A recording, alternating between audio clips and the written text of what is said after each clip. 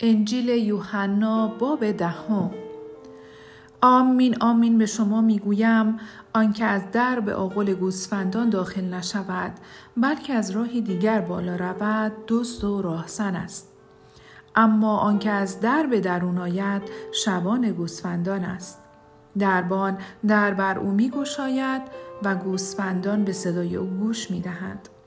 او گوسفندان خویش را به نام می‌خواند و آنها را بیرون میبرد. چون همه گوسفندان خود را بیرون برد، پیشا پیش آنها گام برمی‌دارد و گوسفندان از پی او میروند، زیرا صدایش را میشناسند. اما هرگز از پی بیگانه نمیروند، بلکه از او میگریزند، زیرا صدای بیگانگان را نمیشناسند. عیسی این تمثیل را برایشان بیان کرد، اما آنان در نیافتند بدیشان چه میگوید. پس بار دیگر بدیشان گفت: آمین آمین به شما میگویم من برای گوسفندان در هستم. آنان که پیش از من آمدند همگی دزد و راهزنند، اما گوسفندان به آنها گوش فرا ندادند. من در هستم. هر که از راه من داخل شود نجات خواهد یافت و آزادانه به درون خواهد آمد و بیرون خواهد رفت و چراگاه خواهد یافت. دزد نمی آید جز برای دزدیدن، کشتن و نابود کردن. من آمدم تا ایشان حیات داشته باشند و از آن به فراوانی بهره مند شوند. من شبان نیکو هستم. شبان نیکو جان خود را در راه گوسفندان می نهد. مزدور چون شبان نیست و گوسفندان از آن او نیستند. هرگاه بیند گرگ می آید، گوسفندان را واگذاشته می گریزد و گرگ بر آنها حمله می برد و آنها را می پراکند. مزدور می گریزد چرا که مزدوری بیش نیست و به گوسفندان نمی اندیشد. من شبان نیکو هستم. من گوسفندان خود را می شناسم و گوسفندان من مرا می شناسند.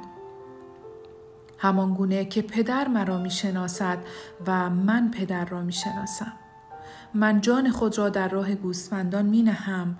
گوسفندانی دیگر نیز دارم که از این آغل نیستند. آنها را نیز باید بیاورم و آنها نیز به صدای من گوش فرا خواهند داد. آنگاه یک گله خواهند شد با یک شبان. پدر مرا از این رو دوست می دارد که من جان خود را می نهم تا آن را باز ستانم. هیچ کس آن را از من نمی گیرد، بلکه من به میل خود آن را می دهم. اختیار دارم آن را بدهم و اختیار دارم آن را باز ستانم. این حکم را از پدر خود یافتم. به سبب این سخنان دیگر بار میان یهودیان اختلاف افتاد. بسیاری از ایشان گفتند او دیو زده و دیوانه است. چرا به او گوش می دهید؟ اما دیگران گفتند اینها سخنان یک دیو زده نیست. آیا دیو می تواند چشمان کوران را بگشاید؟ زمان برگزاری عید وقف در اورشلیم فرا رسیده بود. زمستان بود و عیسی در محوطه معبد در ایوان سلیمان راه می رفت. یهودیان بر او گرد آمدند و گفتند تا به کی می خواهی ما را در تردید نگاه داری؟ اگر مسیح هستی آشکارا به ما بگو. عیسی پاسخ داد به شما گفتم اما باور نمی کنید. کارهایی که من به نام پدر خود می کنم بر من شهادت می دهند. اما شما ایمان نمی آورید زیرا از گوسفندان من نیستید. گوسفندان من به صدای من گوش فرا می دهند. من آنها را می شناسم و آنها از پی من می آیند.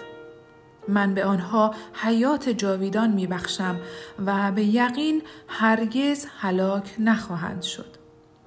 کسی آنها را از دست من نخواهد ربود. پدر من که آنها را به من بخشیده از همه بزرگتر است و هیچ کس نمی تواند آنها را از دست پدر من برباید. من و پدر یکی هستیم.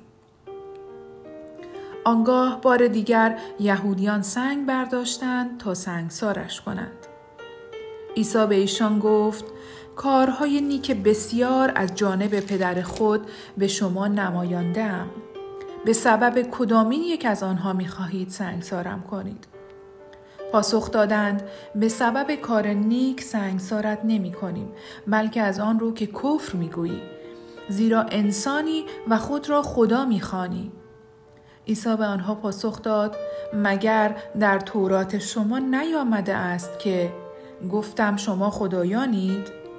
اگر آنان که کلام خدا به ایشان رسید خدایان خوانده شده اند و هیچ یک از کتب مقدس از اعتبار ساقط نمی شود، چگونه می توانید به کسی که پدر وقف کرده و به جهان فرستاده است بگویید کفر می گویید؟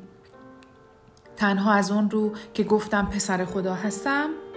اگر کارهای پدرم را به جا نمی آورم کلامم را باور نکنید، اما اگر به جا می آورم، حتی اگر کلامم را باور نمی کنید، دست کم به آن کارها ایمان بیاورید تا بدانید و باور داشته باشید که پدر در من است و من در پدر.